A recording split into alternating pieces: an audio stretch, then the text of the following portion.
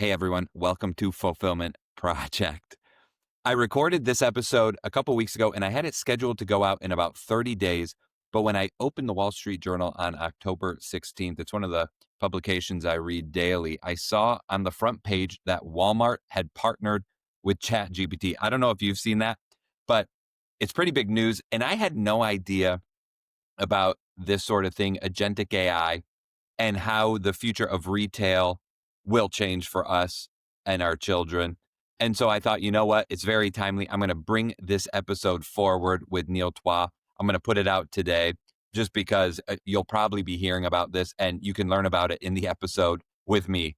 I had no idea about it and it opened my eyes, and it's crazy that Walmart is all over it, especially because they're famous for being highly protective of their internal data, and they're sharing it all because they think it'll be so valuable to them. And everyone's going to be doing this. If Walmart's doing it, everyone's going to be doing it soon. So enjoy the episode. And wow, do we have a lot of great episodes queued up for you for season 2. So many already in the can and so many more to come.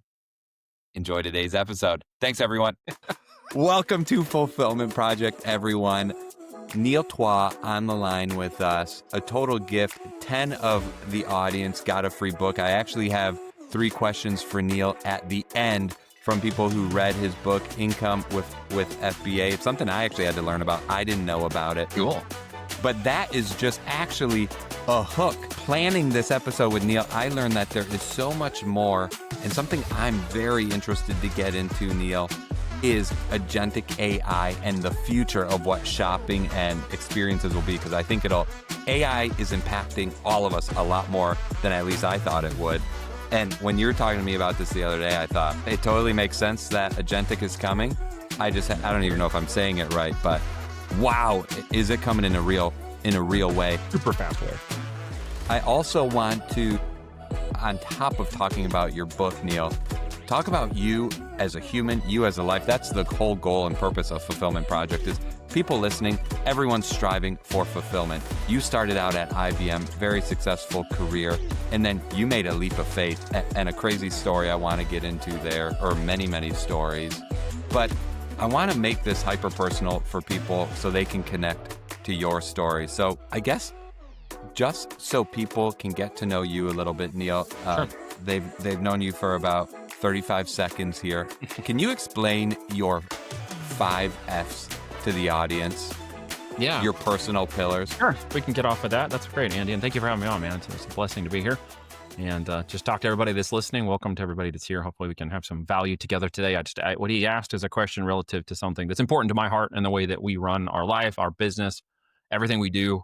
And the purpose-driven aspect of that connectivity is what we call lifestyle by design. And it goes around these 5 F's, as I was explaining to Andy when we first talked, that really align, in my belief, with the success-driven mindset, which I'm trying to instill in my family, in the leaders and businesses that we run within our company. And I'm going to add a bonus one at the end because I think this is really important. And someone baby. spoke to earlier. Fulfillment Project exclusive. One extra bonus is not even mine. But the first one is faith. The faith of business and the faith of doing business by yourself, being outside of a commerce-driven center that could be your job or other things that you are a part of, an economic engine of some kind.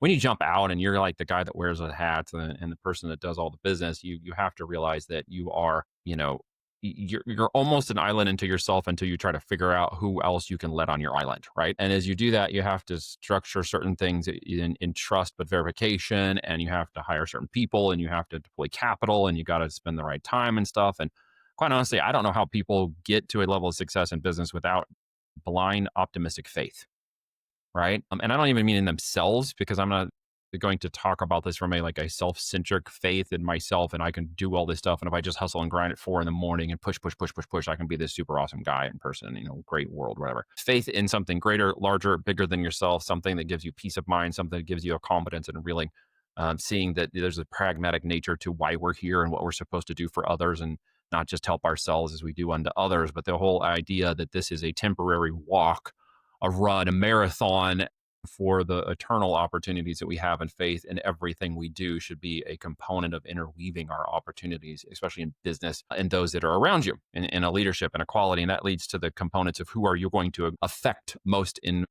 impactfully in that faith walk, yourself and your business, et cetera. And that leads to family.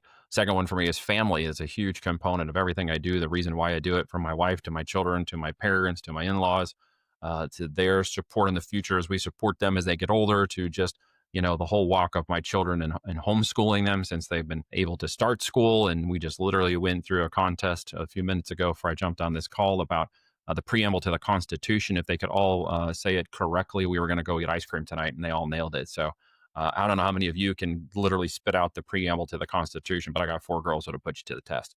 I'm racking my brain right now. I don't know if I could. And for those watching the premium content video, you can see his 4 beautiful girls and wife behind him on the picture there. Yeah, you guys could go do that. It's important to understand that understand that direction, understand our free men capabilities, and understanding the rules and laws that were set in place for our Constitution and our governments should be something you all know. You should know by heart. You should understand it and realize how you defend it for your families. So that leads me to friends, because friends sometimes can act like families. Sometimes they're closer than families. Sometimes they are more relatable. Sometimes they're there when you need them, and sometimes family is not there. And having that really close friend relationship, and the 5 closest people in your friendship and relationship can become like family. So they can be very critical and intermingled if you don't have family. I was blessed to have family. I was blessed to have a dad and a mom who stayed together. They're 55 years, 54 years married now, somewhere in that range, if I'm not mistaken. And they have lived a great life together and taught me about the benefits of marriage and the structure of it, and just, a faith in that. And that my in-laws have been married for almost 50 years coming up. So I have that around me, and my family has that around me to show what it is to have a long, good marriage together of structure. And that's where friendships kick in at times, because you don't always have that family structure like others. I know we're extremely blessed in that way, but a lot of people don't always have that opportunity for the family structure. And so friends can be as close as family. So you got to find out who they are and who to trust. And then it leads to finances. I know everybody wants to see finances as number one, because we're always literally in that, business mindset, hustle, grind, make the money, look at my Lambo, blah, blah, blah. I can't even drive a Lambo at my driveway. I'm a 1 mile, back on a dirt road. There's no way I would take a performance car where I live. Anyway, it's not that I would even drive one. I think that's, fine, whatever, but it's not for me. But it really gets down to finances. The finances power the opportunity to have the others. But here's where I put it on the 4th of the list, because purpose and value, you can see, are stacked way above the finances. Finances come as a byproduct or an equation to your purpose and value. And your purpose and value will drive those profits. So stay focused on those things. And then profit of financial can also be profit of relationship, profit in this conversation. Maybe somebody else is profiting from this conversation today. That's awesome. Through relationships and structure, there's more to profit than the financial side. I think it's just the first thing we always ding, and we have to respect that. But it is one of those. It's the 4th one. And finally, the last one, before I get to the bonus, is freedom. Freedom of choice. Freedom of opportunity, freedom of speech, freedom of religion, freedom of everything, freedom to live as free men, which is a component of the entire basis by which this great experiment was based on. And I think we have gotten away from that over the years as we watch all these things and this corruption and issues and challenges, and to our free man status becoming a huge component of people's lack of realization ability, or just concerted understanding that they have free capabilities through freedom to make choices. You're not locked in. You have consequences for making those choices, but you have those choices in one of the greatest places in the entire world that gives you the freedom to do those choices, much more than other parts of the world. And if you've ever traveled, been to third world countries, been into China, other places, you find out real quick just how much freedom you actually have. And if you have never done that, then stop complaining about the freedoms you think you don't have in America. Shut the heck up and get out of the country if you don't like it. So there's my 2 cents.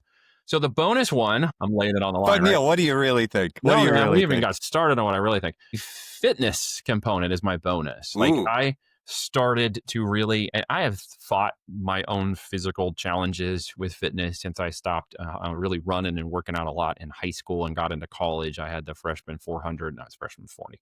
Everybody calls it the freshman 20, but with all the crap we eat today, it's more like the freshman 40. Everybody knows what I'm talking about. It kind of hit me and got, kind of caught up in my life. And at one point in my cycle of life, I got very depressed, very sad after a marriage crash. Not the woman I love and have been with for 18 years, but a marriage. I hate to say my starter marriage because that sounds really tacky, but the one where I cut my teeth and really learned how to become a husband and Yeah. eventually a father and a person who really stops thinking about themselves as a selfish, arrogant prick, and burned that marriage to the ground accidentally. But taught me a lot of things about those components. But during that period, I gained 100 pounds. I was 320 at my worst weight. I was severely depressed and just hated life. And I managed to take that down and, over the years, kind of figure out where I'm going. And then I made a commitment to myself because February 2026, I turned 50. So I wanted to lose 50 by 50. I started April of 2024 on my mission to change this once and for all. I'm now 40 pounds down, and I'm within 10 pounds of my goal. And it's now October, so I'm pretty confident I'll hit my goal of 50. You're going to hit it? You're going to hit it? I'm going to crush it probably the next 2 months, and I'll be long Yeah, ahead of baby. my goal for February. And then I'm just going to let it go where it goes.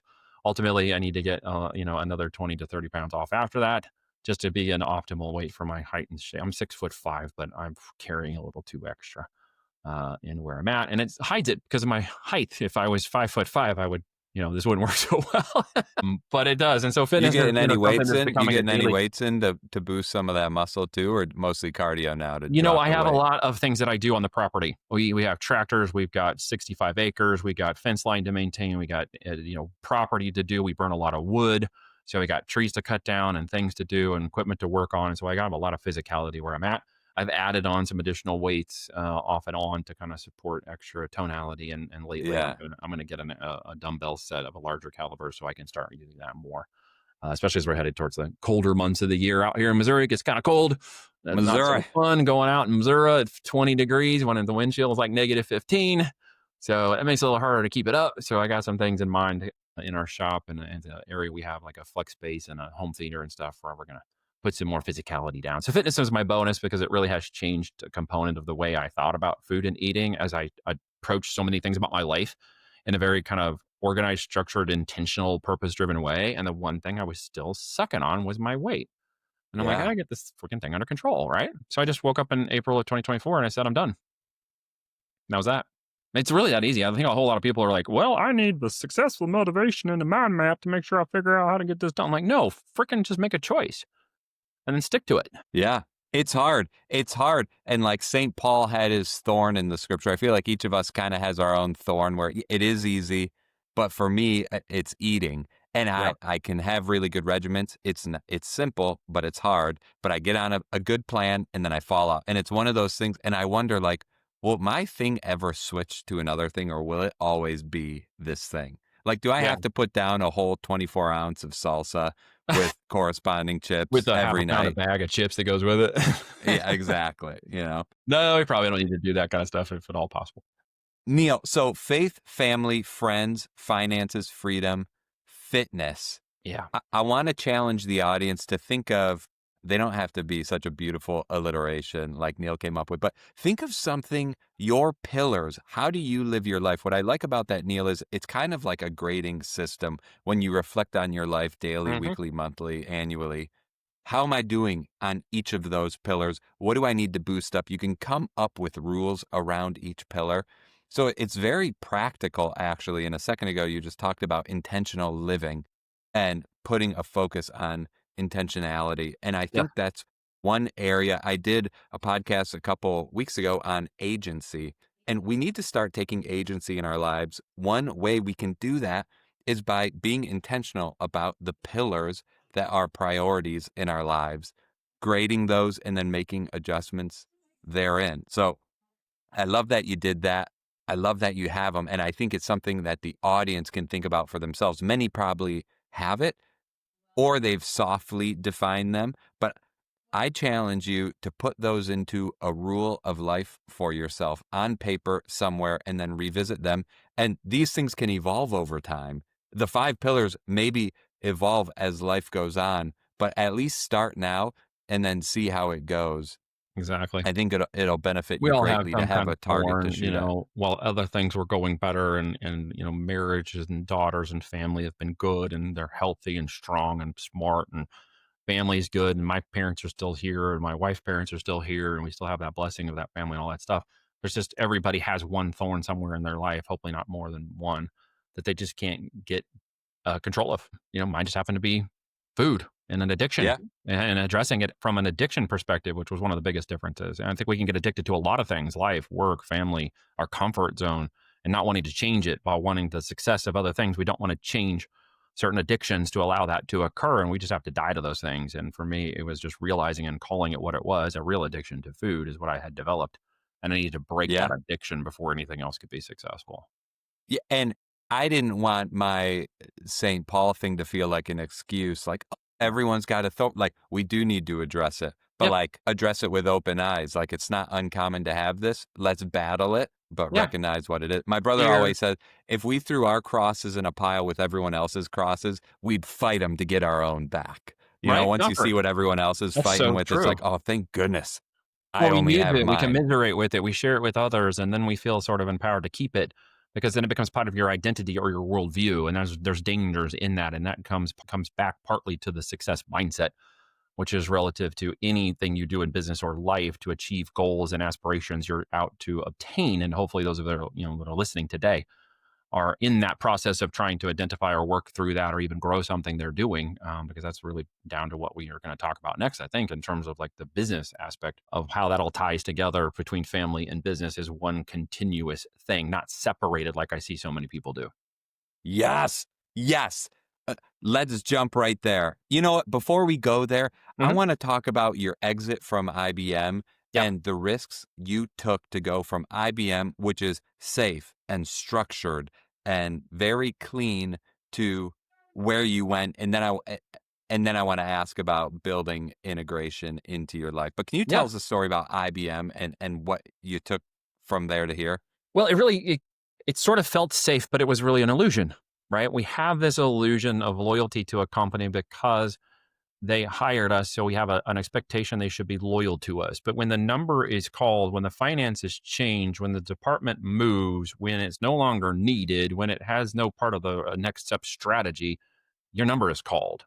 And that's that, right? Even Yeah. if you've got the highest performance reviews and you're the top performer, certain options may be given to you, but ultimately you don't control that outcome. There is a place where we sort of placate ourselves in the security of that. And for a while, I did that. And then as I started to struggle with that reality, knowing that I wanted to leave it, I was sort of on the path of trying to figure out when the right time would come. And so as I did that and started to shift my mindset, I started to become more and more aware of my surroundings. And I think when people get to that point, there's that urge to resist that change they know is coming. And that is something that I would encourage you today to not do. You will never regret continuing to follow a forward path in your life to things you ultimately know want to be your outcome. Some people call that their vision board, their goals, that whatever. Mine was Yeah. pretty simple. It was just to no longer travel away from my family. That was the biggest motivator, right? And so when IBM at that point was like, hey, your division's going away to Argentina, or you can take early retirement. I was like, well, okay, so my options are pretty slim. I'm going to go with C, none of the above. I'm out. Right. I was like, it turns out early retirement became an option that was worth taking. But not to go back to another corporate job really was what it came down to. That's why it was C and not just the early retirement. It was the early retirement with the expectation that I would burn the boats and never go back. Like there was Yeah. no going back. And I think a lot of people think, well, if I just test the waters on this, I can come back. If I don't have a guarantee, I can always come back. And true business building, personal building, experience building that leads to wisdom is people who never, ever go back. They always go forward. And that's so hard for a lot of people to comprehend what I just said, right? Extremely hard. I don't even know if I comprehend it. So, what it means in simple terms is when you go forward with an activity, a desire to build a business, a life changing thing, there's no going back. There should never be going. That's not even an option. Like all the options are now laid out in front of you because the past is the rear view mirror and we're already in the past in terms of God because he already knows how it turns out, right? Our future is his past. So as we look to think about this in bigger terms, our future is ahead of us, not behind us. That's all gone. What we think about that is gone. what we care about it, what we emotionally put value into it, what we lament over, what we use as justifications for what we will do or what we think we'll do or what we want to do in the future is all in the past. So you're just making it up. So let me wrestle with you for a little bit because I've counseled people in what I think is an opposite way of what you're thinking here, which is you've got a side gig or a passion, but you also have kids and a wife and a house and a mortgage and Oh, yeah, bills. thanks, yeah. So don't leave now and start at zero. Build that thing up until it gets too big to manage both and then jump. Make sure it's viable. Make sure you There, actually are passionate about that thing. two trains of thought, right? So Yeah. when mine was down to the wire, I jumped expecting that I would have no guarantee of whatever would occur because the future was now an open slate of opportunity. The past was the idea that I would stay there, stay in that job, and stay attuned to any possibility that if I didn't like what I was doing over here, I could always go back over there. That was never an answer. That was it. It was done. I was always forward. And continuing to move forward was the idea that whether I had kids, whether when we got married, what was ever happening next, this is it. I'm going forward from here. I'm going to do this until I figure it out. Now, I played with the side hustle game a little bit during IBM. I had the idea that I never really wanted to stay in the corporate world, but I wasn't building that in that framework in order to jump out. I was just willing to jump off the bridge and figure it out on the way down. Not everybody is like that, and I get that. But having risked a lot, and really, I was joking the other day because I got my credit score report. You know how you get those like, hey, free, so your Yeah. credit's changed. And I logged in, I had like 850, and I'm like, oh, good. Because 2 times in my life, I've had a 450. 2 times. Yeah. Okay. When I had to rebuild everything. So when I looked at that, I was like, well, that's just a number. That doesn't mean anything. Like, that actually doesn't matter anymore. Like, to the point, like, I didn't care. And once upon a time, I put a lot of interest in caring about that. But I think so many people care about what if of this, the guarantee of that. I need a roadmap for this. And they'll argue with me because they'll say, you don't understand. You don't have kids. Well, I got 4. Well, you don't understand. There's money. Well, I've sold my house. Well, you don't understand. And what happens if this goes, I went bankrupt. Well, you don't understand if, like, I have a thing for literally, and I know it sounds stupid, but I have an answer for every one of those dumb things because at the end of the day, I fell under all of them. Well, what if my wife doesn't go along? Well, I've crashed a marriage when my wife didn't go along with me. That wasn't the greatest learning curve. So I found somebody who was willing to go along with me. I have a ride or die partner. And in all of the 18 years that we literally left IBM while she was working as a nurse, we got married in March of 2007. And by June 2007, I was out and she was working and I was starting the business. By October, we got pregnant. And by December, she was on bed rest and no longer working. So we went from your, jokingly dink couple to no incomes and kids and, what if, right? We're on a new business. Let's just figure this out. That was year 1 of our marriage, right? And we just doubled down. It's like, okay, this is the house we built and we want to do this and this is the life we want to have. So we sold the house. I know there's a lot of people who are listening to this right now that think that's an impossibility. Yeah. Like, why would I sell my house? Well, because you need to give yourself the future. Well, my house is my future. No, it isn't. So we start to think about money and objects and our value and our cars and those things as our current status for future success, when in actuality, you're limiting and have a scarcity mindset. You're just not identifying it as that. And I never had that when I was in IBM. I just was there as a part of a process by which I had walked forward from Sprint previously into IBM with the expectation that I would walk out of IBM at some point. Like, I was never Yeah. there to make a long-term situation out of that. And I think so many people get caught up in that idea and therefore they limit their opportunities because there's fear.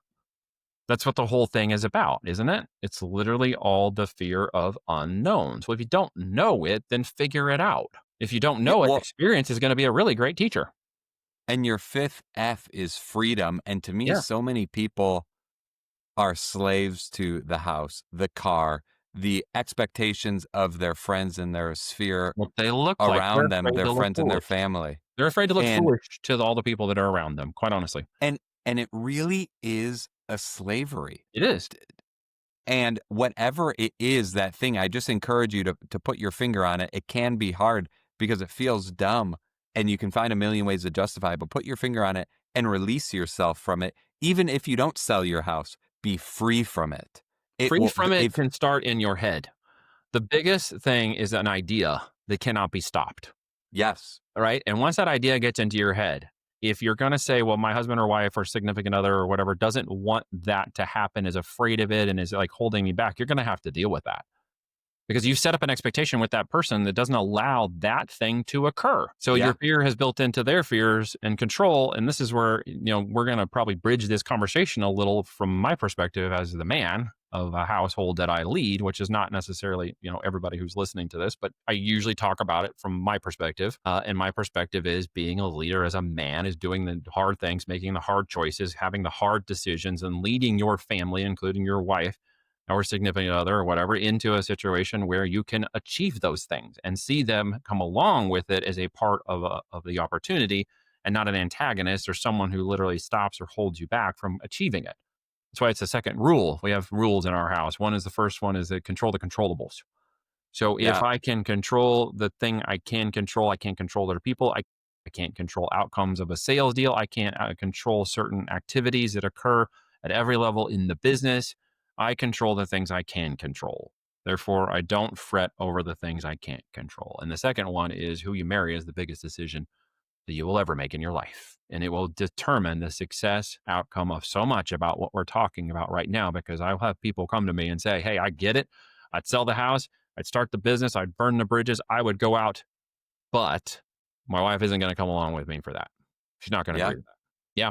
Well, That's the for problem. that reason and 1,000 other reasons, is your spouse the most important decision you'll ever make in your life? My most successful opportunity was the dumb luck that I had. I think it's a blessing from God. Let's call it what it is.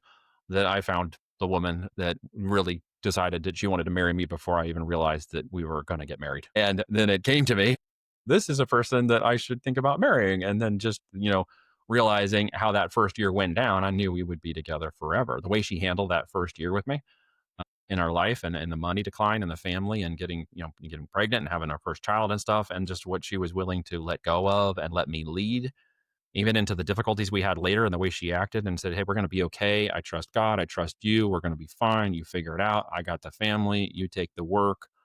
Just go do whatever you need to do. I trust you. So let's talk about the cost of freedom for you, Neil, because people look at you, and I could find, if I didn't know you, I'd be saying this myself, and I'm sure many people are. Easy for him to say, if I knew I was going to end up where Neil did, I would burn the boats too. I'd leave the company. I'd do all this. Talk about the bankruptcy, the car repossession, the near-death experience. I mean, Yeah, there's a lot packed into that. and you didn't know in those moments that you were going to achieve what you've achieved. And Nope. you haven't even achieved the pinnacle yet. You're Not still, yet. it's all a work in progress. Oh, look, I'm a corpse. I'm a total work in progress, man. I'm a sinner in need of a saint every day, and I need a savior. That's for darn sure.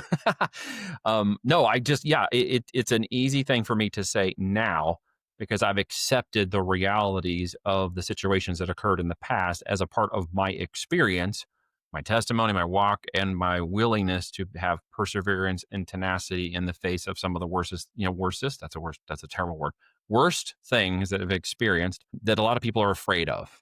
Okay. The one you mentioned, we had a situation where I got involved in a business. I got a little leverage too far out of naivety. I didn't see the forest through the trees, and when I woke up to that realization, my partners in that business had taken too much money and not used it appropriately. We weren't getting paid. I'd leveraged too much money and energy into the business, went too far.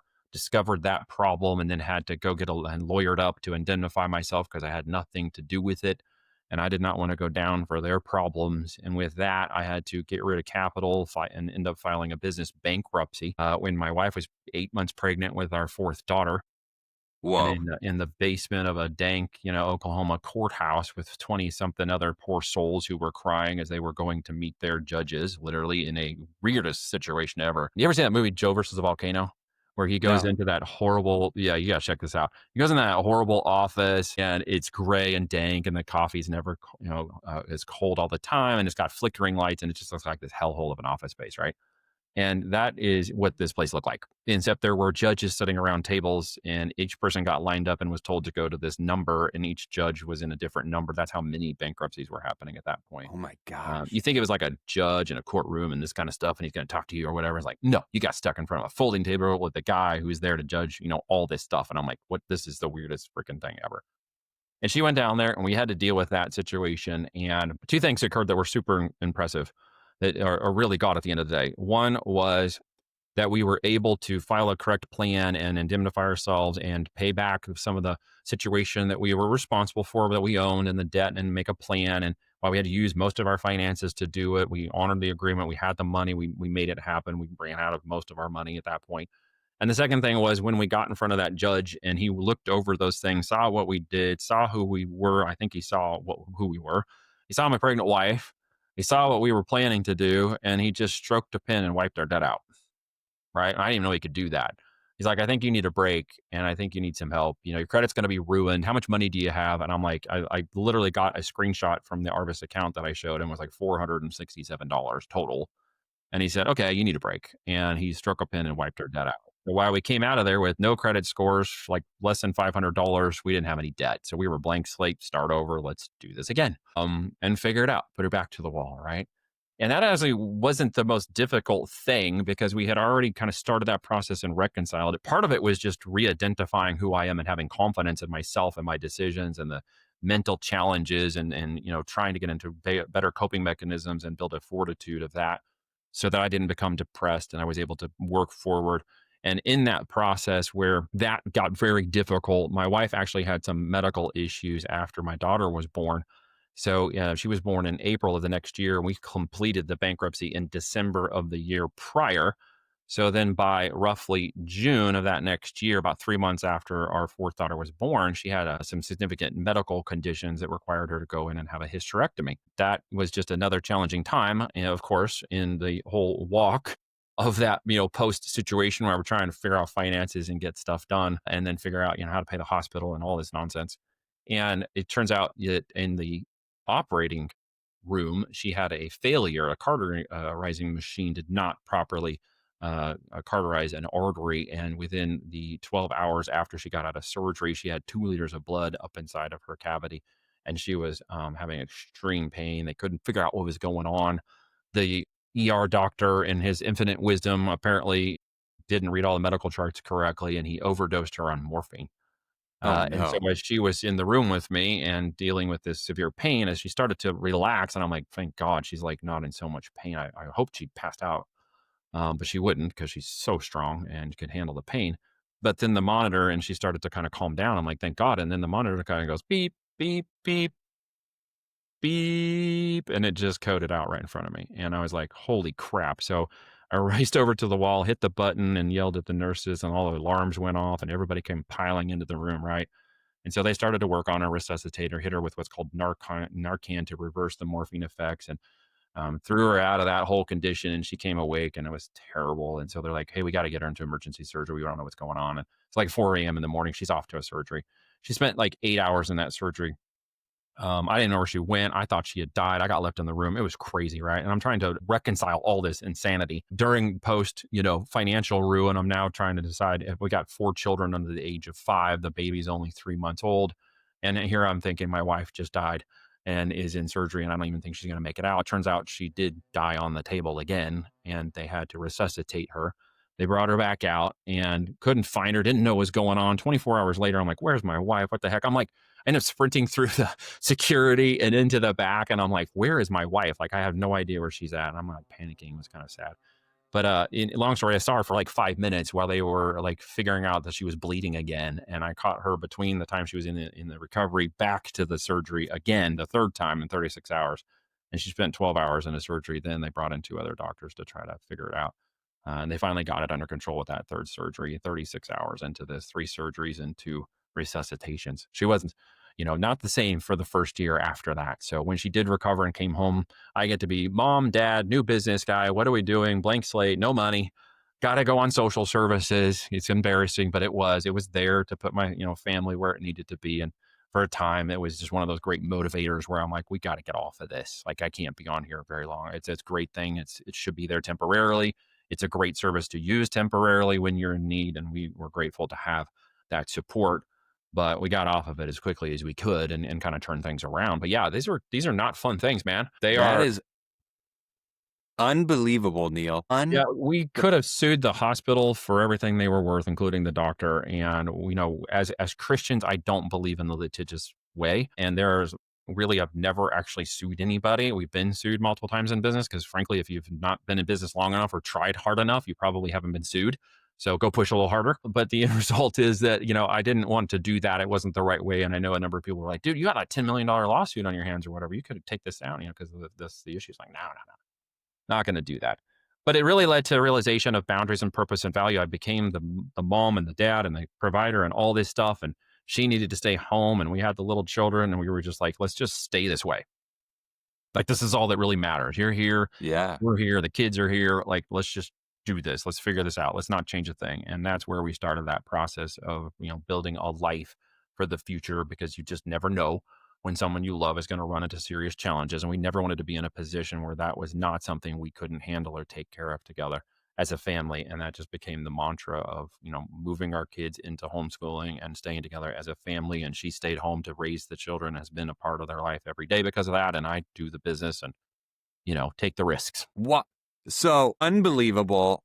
A lot of people think it's up and to the right. I'm going to start my business and I'm going to cash out. And I think what you just gave, yeah, I think you just gave a really realistic example. And that's maybe one reason to go rewind to what you said a moment ago of burning the boats and only seeing forward. Only going forward, yeah. It's too easy to get distracted and want to go back to safety. Hey, maybe Argentina isn't as bad as what I'm happening now. $400 in the bank, my wife in the hospital, and 4 kids at home. Like, what in the world? Well, go back to number one, right? Faith, right? So how do we keep that? We were out of the boat. We were in the water. And while, if you know the story, he didn't walk across the water for very long before he had, Jesus had to pull him out of the water. The whole point was he got out of the boat. So I'm out of the boat, man. I'm swimming. I'm not going back. Like, this is going forward. I'm heading towards Jesus. So all of my focus is on that. So I'm never going back. And I hope people really consider that. You may not have that level of faith in your life or desire for it, or maybe you're curious about what that looks like. But the end is that there's a particular, effect to the way that you think eternally, not temporarily. So this was all temporary problems. And I saw them all as temporary. And I think that's one of the biggest differences that I tried to coach people through or deal with in these conversations or personal conversations is everything you're dealing with is only temporary. You just have to stop and realize that it is. It will always pass as long as you keep working forward. You're not going to stay bankrupt forever. You don't have to stay in your current house forever. You don't have to change every house forever. You don't have to change every car forever. And you mentioned the cars. Yeah, we had our car repoed. It was terrible. She was standing in there, and right before the bankruptcy finished, we had to decide which money to put towards what, legal and kids and feeding or the car payment. And I was like, well, okay, jugs or car payment. We'll see how long this lasts. Well, one night we forgot to close the garage door. And of course, 10 o'clock of the night, they came in and beep, beep, beep, out went the van with 4, car seats and all of our stuff and the diaper bag and everything. And zoom, it was gone. And off it went down the door. Oh my gosh. But people showed up, man. Our neighbor goes over. He's like, hey, man, I think your car just got repoed. And we're like, yep, it sure did. That's so embarrassing. And he says, okay, well, I got some ideas. I'll be back tomorrow. So he comes back tomorrow. And I don't know this guy extremely well. And he's like, hey, I'm going to take you car shopping. I'm like, dude, I don't have the money to go car shopping. He says, okay, we'll find something. I'm like, what? He's like, yeah, no, we'll find something. So he ended up helping a friend of mine find a car for $2,500. And my parents were just like, hey, we got you $2,500. You need this. You got to have this car. We'll help you get it back. And if you pay us back when you can, just do it or, take it. And they found this Suburban, had 100 and something thousand miles on it. They cleaned it up, put it together, delivered it to us. And we're like, here's your car. It's super safe. You're good to go. You got a car. Don't worry about it. And just people showed up. God showed up through the people that were in our lives to make it work. So I'm saying everything is temporary. You just have to have perseverance, tenacity, and faith that it will work out. Have you showed up for others since then as a way to pay it forward? I will say yes, but I don't want to talk about the details. Totally. But I feel like that's one of those things where you can't just pay back that car loan. You gotta do it. The only way to pay back is to pay forward. That's the way I feel about my parents. But I know the Bible tells us not to do, let the right hand know what the left hand is doing. And so I don't want to sit here and grandiose anything that I've done because it's glory to God. And I don't want to, not the question you didn't focus on per se. I just want to answer it in such a way that, those people know and others know and I know and God knows. And that's about all.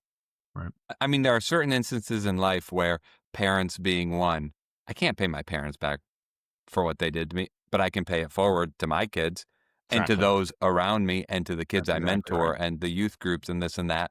And it's like, that's one of the gifts of giving freely is it's a domino effects that begins a lot of giving freely, and more And begets those who more in say they that way. don't have to give are literally not following the mantra of giving when you don't have. That was one of the examples of the oil on the feet of Jesus. The lady did not have anything. That was the most worldly possessions, all she had that was worth anything in the world, and she gave it to Jesus. So I think we have to consider what's worthy in what we do, and not be afraid to help others, even if we feel like we don't have it near us. Because here's the thing: you get to in mindset and abundance thinking, and perceived abundance versus scarcity or limited. I can't do this. I can't do that. It's all about language and intent. It changes a lot. So we never say in our house, I can't do something. What we say is, I need help with something. All right. It's a big difference in the way you reframe that. We don't say, I don't have time right now. We say, that's not a priority, but I will help you as soon as I can. So what we I don't say is, you're love not a that. priority. We change the way we perceive time and language. It's not that I don't have time and I'm super busy. It's just I'm just not prioritizing things correctly, so I can't make that work. So what if you were to look at your child, if those of you who have children, and instead of saying, Dad can't do this right now, or I have this other priority, I can't do this right now, you looked at them and said, you're not a priority to me right now. Yeah, I don't think that'd fly. You should. It should hurt your heart, because what's going to happen with that child is the look of severe sadness when they realize you've told them they're not a priority, because that's in essence what you're telling them. So you might as well say it. So everybody who goes around like, I don't have time for this, I can't do, I'm too busy, can't reply to my messages, don't follow up my texts. I'm sorry, I was 3 days late because I just didn't, get to it. I'm saying, you're just making excuses for a mismanaged time of prioritization is really what it gets down to. So we don't say in our house, you don't have the time. All right. We make the time for things that are a priority. If you can't make it a priority, figure out another way to get it done. Yeah. Yeah. Well, and in some instances, I mean, that's a hard truth you just dropped on me, Neil. But I'm thinking, son, you are a priority for me. I happen to be in the middle of work right now. You're knocking on my door in the middle of this. Since you're my priority, I'll get back to you as soon as I can, And then do you know, it. And then and then actually intentionally following through. do it. Following through is probably the biggest component of that. What you said right there is that you have to follow through with it, right? And you have to Eh, set a reasonable time frame. And then you have to train your children up to that expectation. As 18 years home with my children, who are the oldest now 17, we've created an ecosystem of understanding and balance, so they feel loved, they feel like they're a priority, they feel like they have time even when I'm working, and we balance around the things we do. Part of that priority was homeschooling them so that they are around. So I don't send my children out into the world and then preach to people about living a lifestyle by design. I think that's not sincere and genuine. I think if I'm going to live and work the life I have, I should also structure my family in such a way where I walk in integrity every day in what I say and I do. And that's an important part of following up and following through with everything you do. And then you lead certain conversations and topics of language and change into your children, so that they understand they're 100% responsible for their actions, and 100% responsible for their emotions, and 100% responsible for what they say, which means they have to own up to it, right? I want to build children, and so far I feel like we are, that I want to be around. Like, I like them. I want to be around them. I just got back from California on a trip, a business trip, and I missed that, you know? Like, I Yeah. miss the camaraderie, I miss the fellowship, I miss being around my family. I enjoy them a lot. So as soon as I get back, it's all hugs and love, right? Because I love being around them. They're fun. I'm raising people that I think are going to be great adults. I hope they are. They seem to be on the right path, and I hope they keep going that way, because I want to hang around out with them. I can tell you how many friends and people I know who are like, I don't want to hang around my grandchildren. Like, I don't want Yeah. to take them out to eat, or I just, other people are like, man, I can't wait for my kids to go back to school because now I don't have time to myself. And it's like, dang, that's selfish. You should really hear yourself say those things. How, Sorry, I'm on a soapbox. how, I'll get off that. no, Neil, how do you live the integrated life? How do you not compartmentalize? How do you bring work and life into one? Because I think that's unique. That's something I strive for, something I think the listeners in the audience are working on is living an integrated life, living a unified Well, whole. here's where it gets down to. You asked me about IBM before, and there's something that in that walk, I knew that I did not want to replicate that into my children. I didn't want to replicate the idea they needed to get on an airplane, become a slave to a job, and become a slave to that environment, and then become a debt slave to that environment that forced them to stay in it. So I have raised my children speaking about finances, business, logistics, money, e-commerce, wealth without Wall Street, investing, and everything since they were young. Since they were kids, I've talked to them like people. We've talked about the finances, what we're doing, how we structure our family for the future, how we've got our property for them, and how they can build houses with us. I've not excluded them from those conversations. I've included them in those conversations. So it's not a separate, it is our life as a business working entity, and they understand all of it. My 17-year-old runs our media team now and does the ad creatives for our branded products. And she's taking on more and more of our internal clients as she trains herself up to produce the videos that she's got for our company. So she's a part of the business. She's learning the inside out from the ground up. She is working and becoming a part of it. Right. My 13-year-old runs a little eBay business so we're always talking about money and she's arbitraging Yeah. through products and flipping products. And she's telling me about her latest deals. And I'm like, okay, what's the net profit? What did you make? What's your revenue? And she's like, here's my numbers. Here's what I did. Here's where I'm going. And she's like right on the ball. So I don't separate it. Right. I don't Yeah. exclude them from the conversations. When they ask me, how's my day? I actually tell them what I'm doing. There's a surprise. Like how many That's people don't do novel. that because they don't come back and be like, well, I hung out with Bob at the water cooler. And then I Yep. went to an hour-long meeting where we just talked about things, and I sat there and made notes about so they don't have something to talk about. And if that's you, then you have to change it. That's the Yep. biggest thing. You have to change. Well, Neil, I don't have anything to talk about today. I sat in a bunch of meetings about a bunch of people to talk about forecasts and planning and stuff like that. If you're in love with that and that's your thing, and business is not for everybody, dude, I know that. It's not for everybody. I get it. There are people that need to go through tracks in life and this kind of stuff. Like my wife is one of them, for example. She is, an RN. She got her BSN. She was on her way to become a nurse practitioner. Like she had a track, she had a business, she understands that health side, she understood the relationship to it, but she's not a business owner. Does that make sense? Like Yeah. that's not Yeah. her. Doesn't fit into her mindset. Does she support me as the business owner who runs the activities and does it and is supportive and gives me the leadway to do whatever I need, make decisions financially or whatever is required without all of her input? Yeah, she doesn't need me to do that, and she doesn't need to be a part of that. So she needs me to take over what's, the things she doesn't and just implicitly trusts, is a part of it. And that by proxy, over 18 years, she really understands what's going on. And it's funny because she actually owns the company. I'm just the president. I mean, it's the economy needs all sorts of people. Not everyone can be business owners. 100% true. Not everyone can be one thing. We That's right. need a lot of different roles, and that's the beauty of it. The key I think most people struggle with is figuring out what role they belong to, because they Yep, go that's through part of it. school, K through college, and then they get their first job and they think, if I want to have the most success, I can't leave. Yeah, or I need Or them to leave by 18 and I have this plan for their whole life and all these things that I think they should be yeah, doing. And then you realize, that's just you and not allowing them to be structured. And I want a different direction with our family. So as we tutor them up in the things they're good at and incorporate things they can do or think or track. It's like, my oldest daughter, while she loves the creativity and the media, that's a byproduct of her creative passion for writing a book that she wrote her first novel. Now she's working on her second novel. And the visual creations of the media and the AI campaign she uses for ads are just creating more illustrations and creativity that really feed her spirit. And she loves it. She doesn't even feel like it's work. She feels like she's having a lot of fun.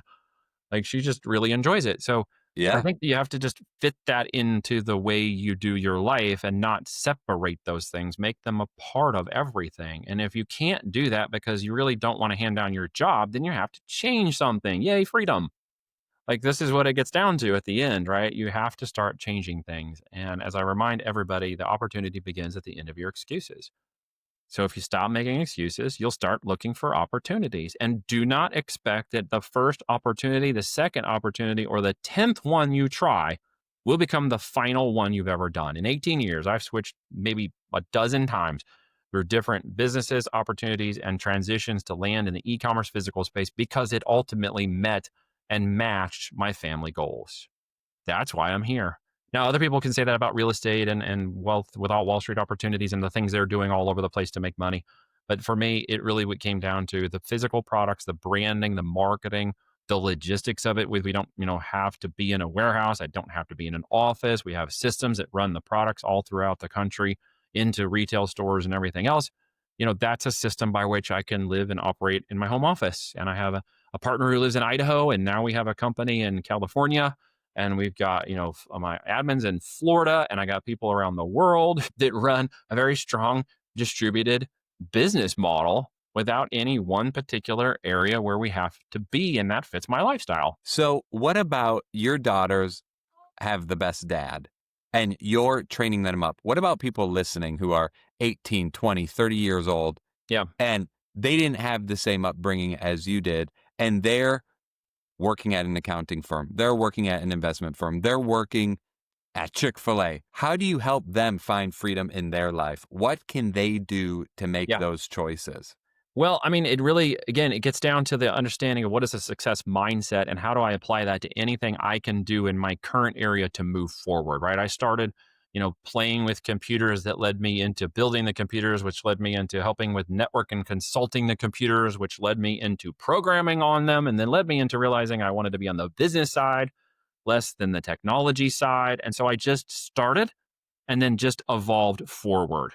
Whenever there was an opportunity to move forward, I took it. Whenever there was an opportunity to get involved in a group, to meet people, I took it. Whenever there was an opportunity to say, hey, I wanted to know more about media and marketing, and XYZ person was told that this is the person who's going to do that. Then if I needed to get paid, I bought into their group so I could become a part of their network. Because at the end of the day, network is net worth. And as I've gone through relationships and structured relationships and helped more people than I think I've been helped, and that's a big key here, that has led me to more and more relationships that have opened more and more doors that have given me more opportunities to choose what next direction I want to take as I continue to move forward. So as I teach that into families or other people, the first thing is the first step. I call it the every 3 feet. You can't hike to Everest in a single sprint. You have to go up 3 feet, check your oxygen, check where you're going, stay on the path. You go up another 3 feet, and pretty soon you look back and you're a mile forward. But you need to take that first 3 feet from wherever you're standing to whichever particular direction you want to go. And then you have to have blind optimism. Okay. Successful business owners have blind optimism because when you get down the road 5, 10 years and you look back, you're like, dang, that, somebody had told me not to do that. I probably should have listened to them because now I'm here. And while I have all this stuff, I'm like, dang, if I had known that, I may not even done it. Yeah. Because just out of Yeah. blind optimism, you look back and go, dang, that probably could have been done a little easier. Mm-hmm. Or I didn't even know that I shouldn't have gone that direction. And I did it anyways. Right. I just Yeah. forged the path and I kept going. And each of those opportunities has presented, greater opportunities for network and connection and money and just relationships and opportunities. And, like I mentioned, the California thing, we just got back from a business acquisition, of the first group of acquisitions that we're doing to build $1 billion portfolio of e-com companies. We have our brands that we run. We got 24 under control in our space. We're helping a few other people, get their brands off the ground as well. And just running this operation and, continuing to have a lot of fun being creative and playing with products. It's a blast. I love that. I love network is net worth. It reminds me of my favorite book, Love is the Killer app. Tim Sanders, he Yep. argues in there that network is the currency of the future. It And he's is. arguing this in the 90s. It So, is. I mean, now we're in the future. And it's like, he says your knowledge allows you to grow your network because people want to have your knowledge. You build your knowledge so you can share it with people. And those people that do that are love cats. And I Yeah, it love really is such to a big define thing in myself as relationships. one. Good. Well, I think you are. And I think that's part of the reason why you have the podcast and you do what you do is to connect people in that relationship, the similar way we're talking about today. And hopefully the people who are still listening and haven't, hung up or into the podcast already. Thank you so much for that. I appreciate it. We're still talking, but I think we're getting close to our time to the end, and I've been rambling on here. But the affect is really understanding that if you want to follow that specific opportunity, then there is really my rule number 3. It's the 5 closest people that have the highest net worth that you're trying to achieve in the business you want to grow. Those are the people you have to get in front of. Those are the people that have to become your network. And over time and communications, some strategically, some by luck, because a lot of business is just time and luck, literally. Yeah. Stay in it long enough and something lucky will happen, right? And and it makes a connection, a relationship, a networking. And my partner likes to joke that there's probably 1 or 2 degrees of separation from all kinds of people. I just need to ask Neil to go in his Rolodex because now he's got who do you know? Where do you know? What's this know? And I'll just dig in and be like, oh yeah, this person's connected to that person. I can reach this person. I just built up a network over a long time Mm-hmm. of people that I know and trust. That's not to be braggadocious. It's just because of the situation of continuing to push forward and meet people, support them, be in a process by which I provide before I take or ask. Very important. Yeah. and then get into a relationship with them, Mm. know who they are, and then have no expectation that anything is going to be an expected outcome from that relationship other than the benefit of the profit from the relationship. And Yeah. if something happens next year or 2 years or 3 years from now, then it's going to happen, right? And you let it happen because it will take time or it never will come, and that's fine too. I say you want a smile, give a smile. You want something, you give it first. You can't expect fire from the furnace if you don't put a log in. I You mean, have to feed it your furnace. requires inputs if you want Yeah. outputs. People that are standing in front of a fireplace expecting heat without putting a log in are fools. Same way you'd be crazy to expect something without putting something in first. I Well, love and the way you said it, Neil. it's what you put in. And just to cover this last here, because you mentioned it earlier, and I think somebody on here is probably like, hey, get back to Agentic, because you guys mentioned that. And I was super fired up about that. But garbage in and garbage out is sort of what you're talking about, right? What I put in, what I Yeah. get out is a value. And the systems and technologies that are running today really have to do with that conversation, because, there's a lot of information being fed into these agents and protocols and shopping agents and systems of automation that are creating like the most incredible change in the way we do business, at the speed at which we do business, at the next steps of consumerism, or operation of consumerizing both data and product. These engines of AI are really reshaping, probably 10 times more dramatically than when the internet first came on, the speed at which product movement, understanding, communication, relationships are driving. Like this new thing, Agentic Commerce Protocol. This is where the GPT systems, Perplexity, ChatGPT, etc., are now becoming the middleware of information by which decisions, products are being purchased, even the next level of agentic understanding, natural language and learning before even sentient gets here, which is sort of looks like it's on its way at some point. But these systems and these tools are now allowing people to make decisions on product purchases, from what car, what house, even what, ice cream machine they want to buy, are being done by these shopping bots now. And information and the speed at which it's accumulating is People, are insane. you hearing this? This is insane It to is me. insane, dude. It's crazy because these shopping agents are like your personal shopping agent that you go into and you ask GPT about this particular product or whatever. And now with this agentic commerce protocol that's happening between like Shopify, Etsy, and soon to be other systems, it's literally helping you identify which is the best product for you based on everything it knows about you. And then it's going to go order Which is that probably product. more than you know about Well, heck, a lot yourself. more, because we give all the information now into the world, right? Across all social Yeah. media, et cetera. And then it's going to go order it for you. It becomes your personal shopping agent, right? So that middleware of information, has been fed a lot of garbage. And this is something that's changing even as of yesterday, because Reddit was one of the number 2 locations where all large language models were getting their data. Don't even get me started on that, right? And then Google made a change with its DeepMind overnight, and all of a sudden it lost like 80% of its traffic from Reddit information, which I find very fascinating. It just dropped off. These silos of corporate information, these online systems that are jockeying for their space in the technology, the product movement, information movement, are starting to silo themselves into certain types of agents and shopping and video creations and image creation tools and all this stuff that's moving at the speed of like insanity. It feels like it's hard to keep up, and we're using it in our business to replicate or force multiply certain roles. So roles that might have taken 2 weeks to complete a particular task can be done in like 2 days or 2 hours now.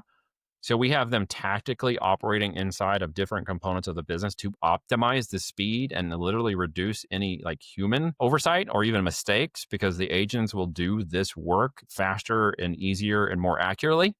So we're able to take and create teams out of agents and information and a product tool set that we developed internally, and get this data in seconds to minutes that used to take weeks to months to compile. We get it now in seconds. Make business decisions off of that data as to which brand and product and where we should launch and how much we deploy and how the agents of the marketplaces are going to respond to that product, and how we get it to understand our product from the images, copy, and graphics and all this stuff we do. And then the agents do the work. It's the most fascinating thing that's occurring right now, Andy, because we used to be doing direct marketing to the consumer. Now we direct market to the agents. That's what's crazy. You said it to me. You're not selling to consumers anymore. You're selling to the bots. We're selling And to then the the AI bots system will deliver your information to the and consumers deliver the in a customer to you. tailor-made way. It's like automated marketing system now that, when adapted correctly and fed the right information about your brand, its value, its brand intrinsic value, including the products and the avatar, the person that aligns with the best value of that product, the agent is now acting as your middleware marketing engine to compile all those people together and put them right in front of your product very, very quickly with very high conversion rates. And this is where it is all headed.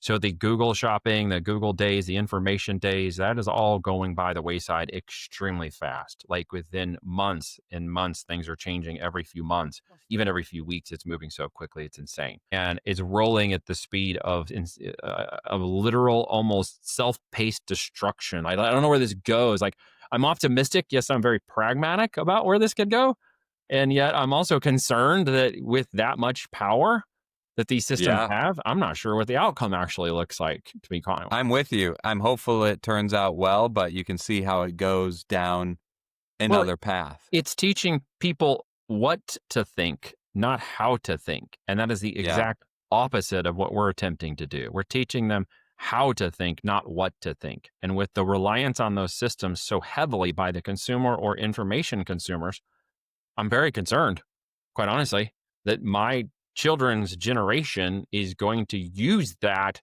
as their brain and not have a brain of their own. Yeah. I hear what you say, and I hear a lot of people say that. I'm more optimistic than Well, that. I'm And pragmatic. and it could get, I mean, you say we're right around the corner from sentience, and perhaps, but Yep. the whole key of using AI, as everyone who's listening who's used AI knows, is the prompt. You have to be very good with a prompt to get anything good out of AI. And Except it's moving so fast because we're giving it the prompt, we're giving it the information, we are training these things to replace us. And I love the usage of it. I understand it. We use it. I'm pragmatic, but I'm cautiously optimistic that we're literally programming and using the tools and systems that can very soon start replacing us more and more. And maybe that's the outcome. I don't know, but where I'm optimistic about the good things, I'm cautious about the things I'm concerned about. And I do see its appropriate nature in certain areas of business, and we are using it, right? But just be careful how far you get into it. Here's what I tell people: be careful about how far you get into it as a consumer, and instead look at how you become a producer to raise the value of what you've got in the coming years to produce things that others will use those tools so that you're not being used by the tools. Big difference. big difference goes back to a common theme on the podcast, being a creator, not a consumer, or at least being more a creator than a consumer. I was going to ask Neil, one way I protect myself against AI and one way I protect my 1 and 4-year-old against AI. Yeah. So I feel like, based on what you just said, that's good info for me. Utilize AI Yeah. to multiply what I'm naturally doing Yeah. creatively. and How about my kids? Yeah, same, right? It's like how to train them into using it in a way that enables an outcome, but not reliant. In our age days, it was like, well, can you do the long form calculation? Can you do the division? Can you do it without a calculator? If you can Yeah. produce results that are accurate in that manner, then you can expedite the results because now you can use the tool to support you in that process, not just use the tool without any understanding of the answer being right or wrong. That's the big difference. So people are not understanding that sometimes they're asking these GPTs for information and it's giving them the wrong answers. Yep. We've tested this a number of times. We've seen it come out. We've asked it to identify legal documents. And in one instance, one of the GPTs made up an entire paragraph and inserted it as though it looked as part of the law of the document that we uploaded to determine the answer we were going for. And it was a complete lie. It made it up and inserted it. And if you didn't know, if you hadn't experienced, if you didn't know what you were looking at, you would have never known that that was completely fabricated. And you would have operated under that legal premise. And it was a wrong premise. So I know that it sounds like I'm vacillating a little bit. Like I use it, I don't, and I'm being very cautious. But also remember, I grew up with the internet. I'm a little bit older now. I'm old enough that when I say I'm picking up a hottie at the club, really, what I really mean is I'm getting a rotisserie chicken from Costco. So take it for what it's worth.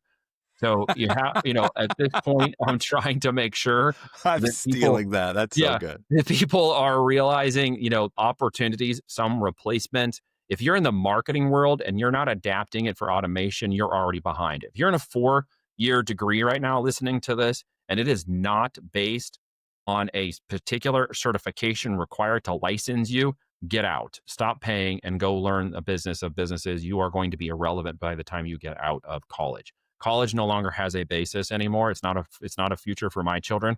They can outpace the learning and knowledge never going to college faster than the going through that unless they want to track certification that requires some sort of licensing. Okay. And if that's the case, they want to become a plumber. Great. Go be a plumber. There's a 2-year trade. You get a school, you get a license, you get a 6-figure opportunity, maybe run the companies later on. Cool. If you're in anything else besides that, I would really rethink this. I dropped out of college for the very same reason when the internet came online. And that was before we had all these systems of information and AI and stuff. And now that that's happening right now, it is 1,000 times faster than you're currently moving through those educational stacks. And I can tell you for the most part, they're not teaching you the things that we're operating every day, weekly, and monthly, and you're going to be behind. You're going to be so far behind that you're going to be looking for jobs with no outcome because you have no sellable skills. Yeah. Crazy. You dropped out of college, so you're open to that. I went through college, so I'm like, people should stay in college. There's relevant, non-specific things you get out of it. Your argument makes more and more sense every day. And if your purpose is to get out to the degree that allows you to make the money, but you don't want to be an indentured slave to the loans or other things you're doing, there's where I would caution you, right? Because if it's not a track, it doesn't lead you to an income that can support a life and repaying those student loans, which, by the way, when you get into that, trust me when I say I know this because my wife had $100,000 in them. And when we started to look at the payment terms, we weren't even making a dent in it 15 years later. And so what great point. So you're getting a degree that puts you into slavery because it doesn't give you a job that can get you out. She was working a $45,000 a year job and could not have lived on her own, sustained the debt, and had money to grow or do anything. She was working indentured poverty level, and then the loan was not getting paid back. It was compounding faster than her payoff rate was occurring. Yep. So I ended up taking a smaller loaned money from a family friend and said, look, I'll get you 5% on this compounding for the next 15 years. If you just pay this off, I will pay you back because there's no point we're ever going to get out of that debt if we don't.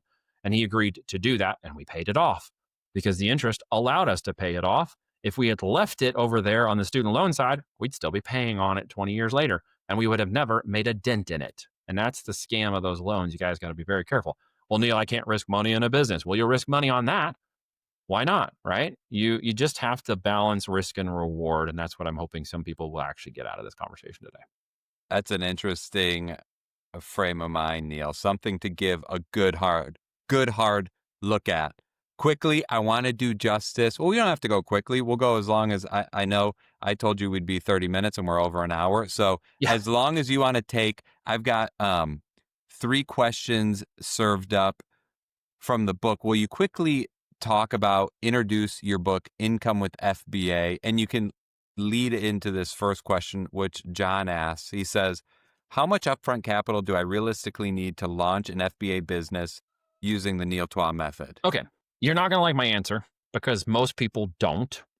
And that is literally a misaligned expectation of what it takes to actually start a business. There's 4 factors from the book. And I mentioned this on my podcast as well: time, energy, attention, and money. You must see all of those things in a success mindset in abundance. Money may not feel close to you now, but money is in abundance everywhere. It just may not be near you right now. You can decide factors of time. So you should always consider to dedicate more time. The energy and effort that is required to do this is going to be however long it takes you to reach a level of aptitude and an ability to complete the task as you learn the experience of doing it and failing forward through any things that go wrong, that you go wrong, the system goes wrong or whatever. And then you have to deploy the right amount of mindset towards capitalization because it's an inventory-based business model. When it goes right, when your test products go out to market and become marketable, great products that you realize you've got a tiger by the tail, you got an upside potential, this thing is actually working, then you're going to have to capitalize that. And that's the greatest risk of this kind of business model. In the same way, you can't capitalize business on a real estate side if you don't capitalize more doors or more builds or more multifamily units or whichever area you're going to have to capitalize. So when people ask me to start up, I will usually tell them, if you're not willing to look at how you will deploy $50,000 to $100,000 to your business, whatever it is, e-commerce included, in year one, you're not really considering the minimum 12 months it takes to get started, the ability to fund the business and fund the opportunity to grow it when it does go right, and to not see the 3 to 5 year opportunity of building a business that is worth more in the end than at any time during the business building phase. And that is the exit opportunity to grow that into potential generational wealth. If you follow that concept, that's part of the myth. It's also part of our plan. Then you might be like one of my students right now who at 5 years in has a $29 million offer on his business. Okay.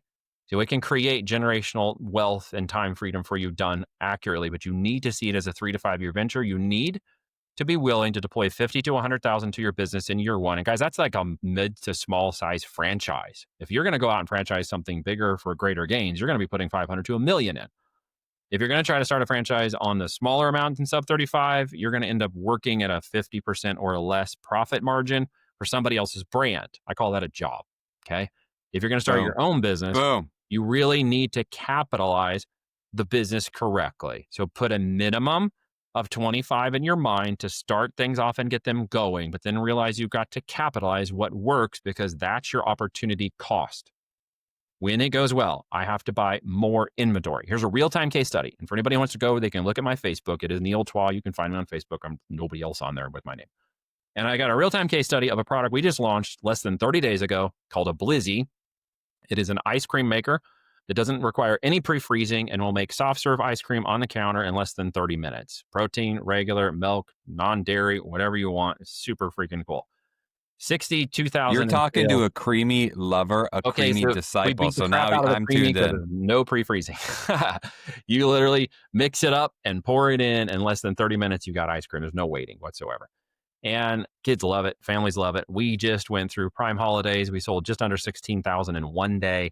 In the first 30 days, we've done about 62,000. Amazon picked it up, gave us a brand team and a growth team and said, hey, we want to see you take this out in the next 2 years. How far can we get you? And here's the biggest question from the initial launch success. How much can you capitalize? How much inventory do you have? Yeah. When they say that, they are now realizing that we not only hit their radar because of the stats of how well that product launch went, they know that there's a tiger by the tail. And they're like, how much are you willing to put into this? And what that translates into for those of you listening along at home. Because they've got to be able to ship it in 2 days when people hit the buy button. They want they need something in stock. They want it to go as fast and as furious. So what they were really saying was, could you probably deploy, because we've done this before, about $1 million in the next year into that brand? So just to give you scope, right? Because that is a $5 million brand now for us. It's already at $1 million a month run rate. All the numbers, stats, growth potential are all right online. And now that Amazon is helping us protect it through brand management and growth teams, we know that that run rate will hit $1 million. And if we are able to deploy $500,000 to $1 million into that business in the next year, I have a $5 million run rate in that business in less than 24 months. And that's my company. So I can say that out loud like this. So what's the question then for you? Why is it a case study? Why isn't it case closed? Well, it's got to go out for 3 to 5 years and become an exitable business, because at that point, I have a private equity group that also just helped us acquire our first company out of California, which we just got back right there. And that company does about 14 million a year. We're set to acquire a lot more. I've got additional companies in the pipeline we're looking at, including our case studies, and products we own and brands we own are eligible to go into that private equity. So every brand I'm building in my company, along with my clients and my personal brands, are going to an exit. And I already know who's going to buy them. And by the way, I know who's going to run them after they're acquired too. Amazing. Wow. My number one takeaway from this podcast is Blizzy. Once we get off here, buy now. On Amazon, keyword Blizzy. Blizzee. It's a Blizzy like Blizzard. And man, it's fantastic. And everybody's absolutely super loving on it. I love it. Cindy asks almost the inverted question that would come to my mind naturally next. How much time per week will I need to invest once the business is almost automated? So there's Cindy, more time up front, but then once you get there. Yeah, Cindy's going to make me pick on her. So Cindy, please don't take this personally, because it's a question I get a lot. The answer to your question is with a question, and that is, how long is a piece of string? Anybody? It's however long you cut it, right? So the requirement of your restriction of time is based on a scarcity of the belief of time, and not the belief that time is actually abundant when you prioritize it correctly. So that's actually the wrong question. Again, I'm not picking on Cindy because a lot of people have this. It is whatever time I'm willing to I'm going to need to rewind what you just said and re-listen to that like 5 times. I think it makes sense, but I didn't Well, in simple terms, it is the difference between realizing that I am willing to dedicate whatever time is necessary to change my future outcome above and any other priorities that are holding me back from achieving that goal. Uh, So So if it's it like takes me someone 20 saying, hours, I want significant change without putting in significant effort. I want to do the maximum available for 5 hours a week. It is not going to work. Yeah. You need to instead say, I will do again, as we talked about conversation and topic earlier, time is a priority that you make. So if you're willing to say, I will dedicate whatever time is necessary to see this successful, that's actually the right answer to the question, how long is a piece of string? I will cut it however long I need to cut it. Yeah. Okay. I love that. I love that mindset. Colin says, and it could go back to the first two questions. Okay. What are the biggest mistakes new FBA sellers make? They choose the wrong product, and they choose it typically because they are not willing to consider the data. They're choosing it on emotions. So when they work Mm, in a process that is data driven, then you make your decision based on the data only. And then you have no expectation that any particular product is going to work until it works. We call it don't marry your product, steal someone else's girlfriend instead. There are millions of product opportunities. And the idea and thought process is if product one doesn't work, the whole thing is a failure. Talk about limiting and scarcity mindset, right? yeah. We will launch 5 products minimum. That is the requirement. It's the law of averages. Why am I not putting one business on the line and dedicating to everything to one business? Because of the way I set up my processes, I can get multiple businesses going. And as I spread out multiple businesses with individual operators who are trusted to make the decisions necessary to get that company to go, I am changing the risk of the entire portfolio's success when one or two of those businesses takes off and does more than the other 3 combined. Then the same thing is occurring with products. If I launch 5 products, I've now increased my average opportunity of success. I have lowered my risk, and one or two of those products that I now figured out how to sell correctly, got it in the system correctly, launched the right data set is going to take off and do more than the other products. And then I'm going to follow that data, okay, like a little puppy home, and I'm going to launch more and more and more of those products in different packages, in different formats with different variations until I literally have 50 or 100 SKUs targeting a specific niche that just wants the specific outcome. So Blizzy is going to be a slushy soon. It's going to be another variation of those machines in different capacities, even down to different colors. We're going to just keep widening that out until we have 50 different Blizzy SKUs to target 15 million people who want to eat ice cream every year in 30 minutes or less. And that's it. That's the entire focus of that brand. Does that make sense? Perfect. Yep. So now I love Perfect averages are sense. success will grow by not expecting that every product has an opportunity. And by the way, the products have a life cycle. So what's actually going to live beyond this conversation and in perpetuity is the brand Blizzy. That will be what ultimately wins. The products will simply be the way that it is enabled till people become brand driven and all the products will change over the years. The brand is what the value of the entire equation is.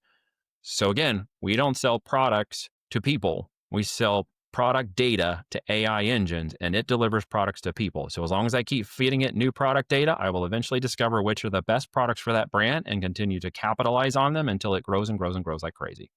Hence, you need multiple products to figure out what bites. You follow the data bites, you build out the SKU set from there, you figure out from those SKU set what hits, and you You stack cannot up from win in there. a home run mentality, right? You cannot win in the idea that one product is going to make my home run for the rest. That's called the sunk cost fallacy. Go look it up. Too much time, energy, effort, and money dedicated to one thing will cause a failure. Ask me how I know, right? Because I did it in the past.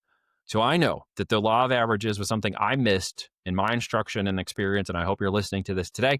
You will launch multiple products until you find your successful products. You will do it in whatever time frame is necessary or whatever capitalization is required for you to get there, because you will do what others will not do in 3 to 5 years, like the E-Myth says, so that you can live like nobody can else afterwards. And that's my own story. I'm 18 years into this, right?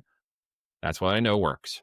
Well, and I like that it's diversified. So it's not when you go all in on one thing, there is a lot of luck factor Especially there. up front. As we go all in, what we're going to identify at the front end of this funnel is which variation, size, shape, and color will sell the most to drive that brand forward. And then we will simply sell more of that. So we will come into a focus, but not at the beginning. Yeah. Beginning, we want to identify market that will buy our product because sales fixes everything. And then we will focus down into the growth of those products. And then we'll have a little bit of luck, just like Apple did, who sold products to the market in terms of first iMacs and computers. Then they went to the iPhone, and everybody thinks the iPhone's the biggest winner. But then they launched the iPods, and the iPods sell more than those other two combined every year. Just think if they'd never launched any additional products and thought, well, the iMac is going to be our winner or we're going to fail at this whole thing. Yeah. So the answer to the question, you will launch multiple products until successful. You have to have an abundance mindset. When they appear, you dig into them, you capitalize them, and that's your winning moment. That iPod stat can't still be true, though. Oh, it is. They haven't made iPods in years. Did I say iPods? Forgive me. I misspoke. AirPods. The AirPods. AirPods. Got it. I misspoke, didn't I? The AirPods outsell. Sorry. I was just about to I was still thinking of the old fact iPod. check that. Got it. Yeah, fact check me. You did it. It's AirPods. Go look it up, folks. The AirPods actually crush it. Colin, I was looking at Colin's question. Neil, Colin. Wow, you're amazing. Thank you for joining us. I've got so much more, but this is actually my longest podcast I've ever recorded. So let's cut it here. Any last words you want to say to the group? Fulfillment, freedom. Leave us off with a nugget. And then tell us where we can find you online. I think the most important thing to pull back out, I believe I said it earlier, I'll say it again. Your opportunity begins at the end of your excuses. So do something imperfectly to get started, go down the path, and something perfect will happen along the way. Well, a little bit of luck. And just realize you may have to sacrifice certain ideas of freedoms now, along with finances. You may even have to separate certain family situations that are not allowing it to occur. I didn't say divorce anybody. That's not what I said. But you might find that there are people in your life who are not going to support you and think it's stupid because you have a blind optimism to reach a goal that others cannot comprehend. And when you leave them behind, they become very fearful and they want to hold you back. And that's going to be one of the biggest things as you grow successfully past those situations that will lead you to an opportunity. And the last thing that I hear constantly about people, I don't have the money. What about this? You said it's this much money and I don't believe you. If you don't have the resources, be resourceful. That was Mark Cuban. It's one of the better things he's actually said lately, even though I don't agree with a lot of his crap. If you don't have the resources, be resourceful. There you have it. Ladies and gentlemen, Neil Twa. Please, if you got anything out of this episode, like, subscribe, share it with whoever's on your mind right now. You're thinking, oh, my son, my granddaughter, my friend would get a lot out of this. Share it with them. And go find Neil online. A lot to learn. I've got to dig into this more, too, for my personal edification. Fulfillment Project. Neil, thanks for joining us today. Thank you for having me on, and thank you for letting me go a lot longer than anticipated. I appreciate it. It was worth every second, brother. Have a great day, everyone. See ya.